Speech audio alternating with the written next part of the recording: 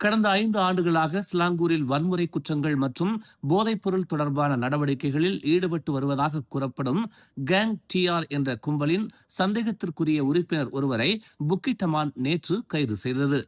கொலை, ஆயுதமேந்திய கும்பல் கொள்ளை மற்றும் ஆயுதங்களால் தானாக முன்வந்து காயம் ஏற்படுத்துதல் உள்ளிட்ட பல கடுமையான குற்றங்கள் தொடர்பான குற்ற பின்னணியை அந்த நபர் கொண்டுள்ளார் என்று புக்கிட்டமான் குற்ற புலனாய்வுத்துறை இயக்குனர் எம். குமார் கூறினார். இந்தியாவின் சென்னையிலிருந்து தாய்லாந்தின் பாங்காக்கிற்கு விமானத்தில் பயணம் செய்து கொண்டிருந்த போது இந்திய மற்றும் தாய்லாந்து அதிகாரிகளின் உதவியுடன் 46 வயதான அந்த நபரை கைது செய்யும் நடவடிக்கை மேற்கொள்ளப்பட்டதாக அவர் கூறினார். பின்னர் அந்த சந்தேக நபர் மலேசியாவிற்கு திரும்ப அழைத்து வரப்பட்டார்.